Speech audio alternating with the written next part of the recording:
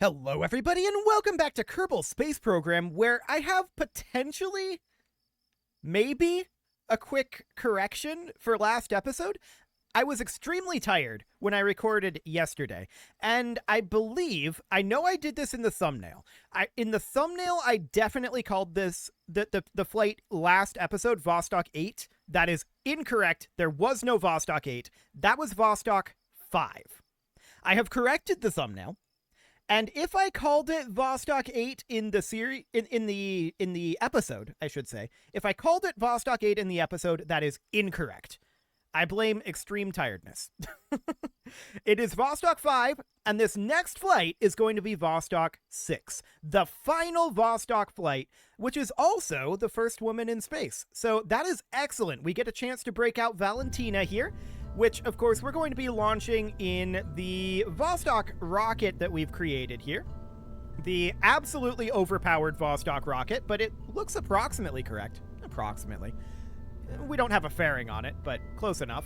We're going to toss in Valentina here. And are you ready to go, Valentina? Apparently, Valentina is ready to make history. So let's put her directly out on the pad. Now, in reality, this was a bit less of a flight than Vostok 5, which completed 82 orbits.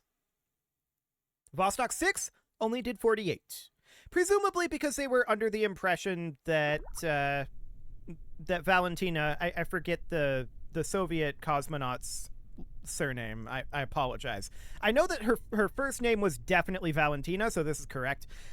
The thing about that is, at the time, they definitely were under the impression that female astronauts, or cosmonauts in this case, were not capable of the same sorts of feats of endurance. This is probably false. Almost certainly. So, I mean, it's just sitting in a capsule, basically, right? There's very little to be done in this particular design anyway. In other designs, it's more strenuous. But in this particular design, very little to be done here. And of course, in the confines of KSP, male and female Kerbals are precisely equal. There is absolutely no difference other than cosmetics. So, cool. We're going to go and do something. I don't know what Valentina's going to do in orbit quite yet. We'll have to decide that pretty quick, won't we? Because off goes Valentina. Fantastic. This thing is definitely a little low on the thrust to weight. To be fair, I don't know if footage of this particular rocket exists. It may or may not. That's kind of spotty in the Soviet Union for this period. But if footage of this rocket exists, I kind of expected that it would be kind of low thrust to weight. Just based on the time period. I don't know if that's accurate or not. That's just my impression. So that may or may not be a thing. It might have just leaped off that pad. I mean, it is based off of an ICBM. So in theory, you want those things to move quick to lessen interception possibilities. But this was early days. No doubt about that. This was early days. So we're heading on over here. This is actually the last flight in our early orbital steps subcategory, and I'm actually going to have to map out the Gemini category next. So that's going to be exciting, and I'll have to see if we want to interweave that with the Soviet one, or if I want that to be... If I want these to be like independent sub-series, right? We'll have to see. I'm not entirely sure yet. How are we doing on our apoapsis here? It's a little on the low side, but it's fine. It's completely okay. We've got so much juice in this thing that I am deeply, deeply unconcerned. The main problem, of course, is that Valentina, because she's a skill 0 Kerbal at this point... Oh, this is wanting to flatten out quite a lot. Okay, I'm having to counteract that. Because Valentina is a skill 0 Kerbal, we can't just lock to prograde, which is a very convenient way to do things, no doubt about that. But we're going to try to just lock to prograde like so. We're definitely... This was a bit more aggressive of a gravity turn, so, I mean, that's definitely a bit of a test there for this particular rocket. The real question now is, what is this decoupling going to look like at this altitude? We're a little lower than our previous decouples have been because I was more aggressive about this gravity turn. We, of course, are going to have that decouple in about 8 seconds here. We're nearly orbital speed at this point, though. In fact, we can see our apoapsis is plenty high. So I'm just going to burn these out, ditch them, get a little bit of extra speed, and there we go. Now we're going to tumble here. We're not really capable of holding attitude at this altitude. So we're going to tumble, and I'm actually going to allow it. We're going to do a full tumble here, and at the next time around, I'm hoping that we're able to arrest this momentum as we go up here. Aerodynamic forces are dropping, and I'm turning SAS on. Okay. I think it's definitely slowing down. Let's give it another tumble here. The next time around will be in vacuum, and it definitely did slow down.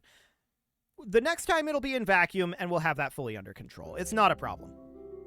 This is just a result of the fact that this is very heavy, and this reaction wheel is very tiny, right? So we're going to turn SAS on at this point, and we are angling... Actually, we can just freeze our momentum if we really wanted to. Just something like that. Cool. So that's something we can definitely do. We can get it under control that way. We could have gotten it under control with the reaction wheel as well, but it might have taken a couple of extra tumbles. Nothing too major, though. Cool. So we'll circularize here. We're not going to do anything too fancy here. Okay. So we're going to align for that particular burn. We should pin open our electric charge here, just so I can keep an eye on that. We did burn a fair amount of electric charge dealing with that tumble. Like I said, the reason that existed is because we got more horizontal speed this time than some of our previous burns. Previously, we got more vertical speed. This is a more efficient way to do things, but this is not an aerodynamically stable shape, and we don't expect it to be. So that's fine. Okay, let's get aligned here. There we go. And we'll commence this burn in about a minute. 50 seconds. 40, 30, 20, 10. Okay. Well, Valentina, are you ready to enter orbit? 3, 2, 1, 0, mark. Cool. This thing has so much Delta V in it, it's absolutely absurd. I still want to revisit this once we get enough tech. Hopefully I remember to do it once we get nuclear engines. Replace this with a nuclear engine, add maybe a little bit onto the boosters to compensate for the height of the engine, and then just see what this thing would do as a nuclear engine. I think that this would be absurd. This design with a nuclear engine seems just crazy. Of course, this is not a very heavy payload, right? So it's very, very easy to get a payload like this around. That's for sure. And, okay, see this wiggling or rather the bending that it's doing here as I'm changing this around? That is, of course, because of the gimbaling in that engine. We determined that last episode. I'm going to ungimbal this engine at this point. Having it gimbal during initial ascent is useful, but at this point, the gimbaling is actually a detriment. So we're not going to do that. We're just going to continue to make our way slowly into orbit here. About another 30 seconds left in this burn, but Valentina gets a nice view of the sunrise here. Excellent. And then we can decide what we want to do with Valentina, actually. Like I said, in reality, she orbited 48 times. That's a lot of clicks to set up that many orbits, and also not very interesting because we would just warp through it. So that's not the route that we're going to be taking, that's for sure. We'll call this good enough for our circularization. Yeah, that's absolutely fine. How are we doing? 0.3 inclination, 0.0017 eccentricity. Not too bad. And we've got 6,500 meters per second to go wherever we want. Where do we want to go? We can go there. Unless we run out of electric charge. That said, the Pug does not have an alternator on it, so that would eventually be a problem. Solar panels here and here, extendable ones, would solve that issue entirely. So yeah, this would be a very viable thing. Imagine if this was then converted to xenon. With this being nuclear, and this being xenon, and then the boosters being slightly more powerful even beyond what they are right now, which is... You have to figure this is going to lose like 60% of its mass. This thing could possibly be capable of interstellar flight if such a thing existed in KSP-1. That is, of course, a thing that is planned for KSP-2, but it does not, as of right now, exist. That would be quite a thing. This rocket is extraordinarily powerful. The Atlas rocket was pretty good. The Atlas rocket could get us a long ways. This is a whole nother level of insanity. Okay, so at this point, we can definitely do a few orbits if we wanted to. We can take this up to high orbit. That would be absolutely fine. Get Valentina some experience up in high orbit. This is not actually going to take us to the moon, but we can run an experiment to see if, like, we run into any harmful radiation up at the moon or whatever. So the moon isn't in the correct position to get an encounter here, right? But we can go up that high and see how Valentina handles the increased radiation from not being, you know, within the Van Allen belts or whatever. These are concepts that don't exist in KSP, but whatever. Close enough. Let's get turned on over here. We've still got so much Delta V. We could even circularize at the moon's orbit and then test a, like, moon return trajectory. Sure, to be clear, this is definitely not something that happened in history. But that's okay. So we're going to head on over here, and we're not going to get any science from it either, but we can see what it feels like with this particular craft. Pro tip, it'll feel fine. There's not going to be a problem with it. I can tell you that right now. We're completely going to be okay with this. So let's get into position a little bit more for this burn. This thing is very sluggish to move. No doubt about that. But that's not shocking. 40 seconds, 30, 20, 10, and 3, 2, 1, 0, mark. Beautiful. We can definitely physics warp this burn since our gimbaling is off, and we will 100% do that. So Valentina's going to go higher than anyone has ever gone before here in this particular series. We might get a couple of records out of it, but it probably isn't ultimately going to be all that much. How much are we getting paid for finishing off the... oh, this is really awkward feeling in physics warp. Okay. How much are we getting for finishing off the category? I think it was 1 million for finishing the category. I'll have to double check that. I'm double checking it. It is 500,000. Okay. That makes more sense. 1 million seems a little high, to be honest. So that's fine. So all we're doing here is we're just going to circularize in the same altitude of orbit as the moon. This is not, of course, going to be a lunar encounter. We don't want such a thing. But we're going to circularize right up over here. Push that right on up, and we'll see how Valentina handles it. Does she get sick from the radiation? Are there other problems that ensue? We'll see. That is basically identically the moon's orbit. It's not exact, I think, but it's very, very close.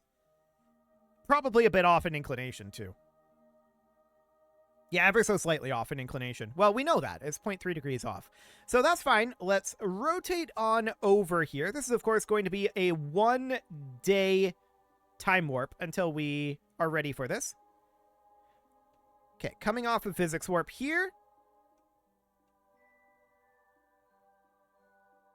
Okay, that's close enough. And let's warp on up. Hello, Moon. We are approximately at the same orbit as you, but we are not near you. And that's good. We don't actually want any moon flybys just yet. 30 seconds, 20, 10, and 5, 4, 3, 2, 1, 0, mark. Okay. So this is going to be about a 49-second burn. Man, if these rockets are this powerful, imagine how the Saturn V is going to be. That's going to be interesting. Although I will say, I've been kind of dreading getting to the space shuttle era because of the offset thrust with the external fuel tank and the engines. Getting that right is going to be... exciting. Well, technically we don't have to get it right. We have to get it right enough so that gimbaling and the control surfaces can compensate. But we're going to have some fiery explosions with that one. I'm pretty confident on that. Just kind of looking ahead a little bit there. That's going to be interesting. Okay, we're going to call this good enough for our orbit, I think. We'll push it out a little bit. There we go. That's good enough. So we're in basically the moon's orbit here. It's close enough to be an analog. And then we're going to perform one orbit here. So we're going to warp on around. To be clear, I think that eventually we would get captured by the moon here. Because we do have a slightly different orbit, and it'll probably eventually catch us. But we're not going to give it that opportunity. That would take a very long time indeed. So we're going to head on over to retrograde. There we go. We definitely picked up some momentum on that turn. Okay, we overshot a bit, but that's fine. I want to come around over here. We're in a basically circular orbit, so it doesn't matter where we do this. And we can do a retrograde burn, bringing this down to about 20 kilometers. Not 1 kilometer, about 20 kilometers. And we'll do a test of our standard moon transfer, like moon return orbit, right? That'll do absolutely fine here. It's going to be in about 2 hours that we commence this burn. Okay. I am absolutely failing on getting these physics freezes here. Okay, well, let's get in position this way. Almost there. Almost. There we go. Beautiful. That's a physics freeze. And let's warp on forward. And let's bring Valentina home now. Valentina definitely being the highest anyone's ever been, but we're not looking for encounters with the moon just yet. 40 seconds, 30 seconds, 20, 10, and 3, 2, 1, 0, mark. Magnificent. Well, physics warp this burn is going to be a bit of one. 20 more seconds in the burn. Okay. 3, 2, 1. Now I'm watching this number here. We're angling for 20. That'll do. Beautiful. So, of course, we're falling down towards Kerbal now, and we're just going to be continually... Well, we're actually not quite at the apoapsis yet. Once we reach the apoapsis in a minute, we're going to be continually gaining speed. We're going to be coming in quite fast. And so, of course, we're going to do our radial retrograde burn sometime around here-ish. We're going to do a big old retrograde, and then we're going to toss it radial just to keep our periapsis up high enough. So it's going to end up being something kind of like... This actually looks pretty ideal right here. Yeah, that looks magnificent. So that's going to bring our speed down enough. That is a pretty hefty amount of braking burn. No doubt about that. But we've got so much fuel in this thing. It's deeply, deeply not a concern. So we're going to rotate this on around. This is, of course, going to be a slightly more complicated burn than... Oh, that's sensitive. Okay. This is going to be a slightly more complicated burn than many of our other burns have been thus far, but it's not that complicated. It's just a radial retrograde. Okay. In physics warp, I'm having trouble keeping us at the right roll, but that's fine. Okay. Let's come out of physics warp there and bring this on over. Getting the roll right and getting our positioning about right. That's good enough. So in we go. As we can see here, we're building up a lot of speed, and our radial retrograde burn will be commencing in about 50 seconds. We'll physics warp through this a bit. We don't need to physics warp. We could have regular warped. But we've got 30 seconds to go. 20. 10 as Kerbal loads in a bit more. We're almost cresting 3 kilometers per second. We're not quite going to get there, though, because we are commencing our burn. Phenomenal. So in we come here, and this burn is going to be ending before we enter the atmosphere. So we're just going to jettison these various bits here. That'll be fine. I do want to do this, I think. It doesn't matter, though. It really doesn't matter. We can do it like this. No problem. We're going to bail and ditch this anyway, right? So that's completely fine. To be clear, at this stage, they were definitely still doing that, I think. I'm pretty sure. I just kind of, I guess I assumed that that was something that was endemic to this rocket design. I'm pretty sure it was. Re-entry and landing. That's all talking about Yuri Gagarin.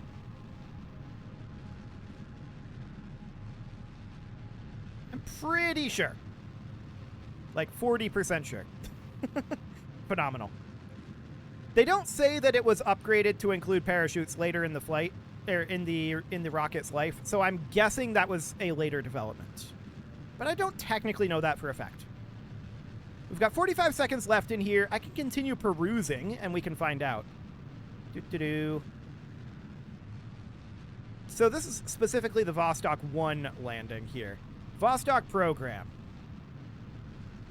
Let's see. Uncrewed flights. Checking in on Vostok 6. Yep. Like all the previous Vostok flights, Tereshkova had to eject. She landed safely by parachute. Phenomenal. So they did not, in fact, update this mid-run. Okay, I'm going to turn on gimbaling right now since this is outrunning us a bit. There we go. So we've just about finished our re-entry burn here. There we go. We overshot it maybe a little bit. I'm going to head on over towards retrograde here. I see our periapsis is a little on the high end. I'm continuing to burn here. There we go. That'll do. So now we're going to ditch all of this. We don't need all of this fuel. It is superfluous for the time being.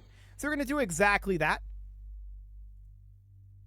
I suppose we could. What happens if we press space right now? Okay, nothing. Perfect. So that's exactly what I was expecting to have happen. It does, of course, mean that holding retrograde is going to be potentially a little exciting here, because that's not something Valentina can do on her own. We'll have to try to do that ourselves. I don't know that it's that big of a deal if we don't. We're not very energetic on this re-entry since we were able to burn off so much of that speed. And to be clear, I think that this thing would have enough drag that we'd be able to come in real fast with this. I don't know how fast we'd be able to come in and survive, but I think it'd be pretty quick. This thing is very sensitive for its adjustments in one direction and not in the other. That's an inauspicious sign. That is certainly inauspicious. For the time being, let's physics warp forward, but we can't hold attitude here. So we're going to have to make periodic adjustments. That's exactly what I'm going to do manually here. That is exciting in physics warp. Very exciting indeed. How's this looking? Oh yeah, we're definitely going to do a land landing here. That's wonderful. Okay, that's pretty off of where I wanted it to go. Cool. Here I'll do. We're definitely dropping our speed here, and that's fully expected at this point. So in we come. 50 kilometers up. And we're definitely starting to slow down a bit. I'm going to take us out of physics warp. It's too sensitive to hold attitude. Can't do that manually while in physics warp. Just a little too much power on this reaction wheel for that. We could actually turn down the wheel authority if we wanted to fix that. That is a theoretical possibility. Or we could just not be in physics warp, which seems like the safer option. Cool. So we're already below 2 kilometers per second. We're 40 kilometers up right now. There's no real issue here at all. Which we expected. This was 100% expected. Valentina's going to once again bail out at about 7 kilometers up. That'll be absolutely fine.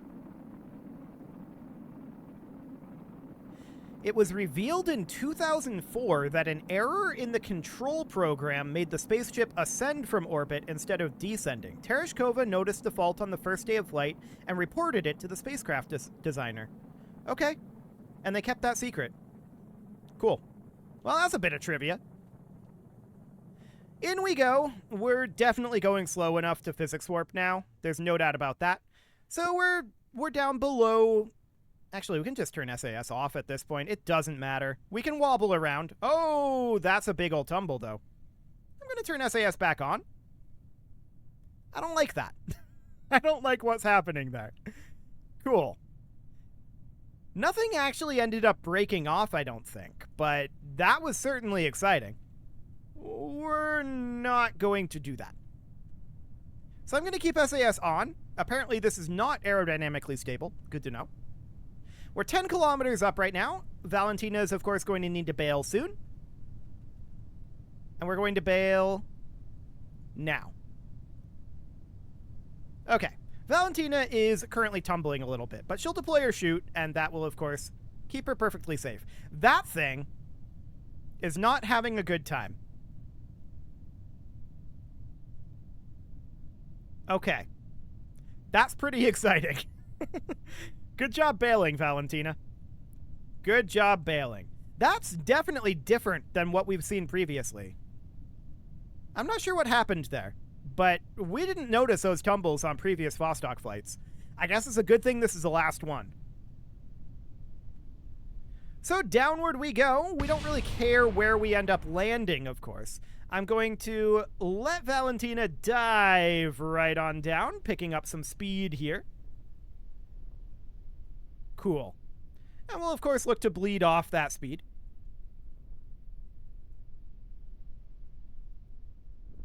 But we don't need to trade altitude for anything in particular other than time. So this is completely okay. We just don't want Valentina to go poof upon hitting the ground, right? But Kerbals are pretty resilient. I think that they can survive like 25, 30 meter per second impacts. We're not going to try to test that particular claim, but I'm pretty sure that they can survive that sort of thing. We've got this nice uphill clearing here, and we can use that to bleed off a lot of our speed. Beautiful. Just about touching the ground here. But we're still trying to clear off a bit of speed. Unfortunately, we're starting to go downhill, so I'm going to flip us on around here, and there we go. Phenomenal. We'll grab a surface sample, and let's head on home. I really don't think we get that surface sample, but that's fine. So we're going to end up getting 700,000 for that particular flight, because that is, of course, the end of the early orbital steps stage. So that is phenomenal. I'll mark those off as done here, and then we're going to eventually need to, well, eventually, by next episode, we're going to need to have our setup for the Gemini and Vokshad systems good to go. Now, to be clear, those did overlap somewhat, and they also overlapped maybe with Soyuz. I need to look more into Soyuz, but the note that I have down is that it's unclear when the Soyuz program started, but it was sometime in the early 1960s, which is around the same time as we are right now. So that's absolutely fine. We do actually get that surface sample. Magnificent. That's great. We need to get our payment, and let's hop in here. 1, 2, 3, 4, 5, 6, and 7. Phenomenal. And it's time to put a cut in here, so I'm going to go ahead and do that. And next episode, we'll have our next path mapped out. You can leave your offerings to the engagement gods in the form of likes, comments, subscribes, and bell ringings, and a very special thank you to all of the channel members for making this video possible, including ALS Gamer, Shadow Wolf, Andy McGar, Spartan News, Nick Smarty, Dimitri H, Punching the Microphone, Soccerman12UK, Kentogan, and all the rest. And of course, you. Thank you for watching. If you'd like to support the channel, you can click the join button down below the video, and as always, I will see you all next time.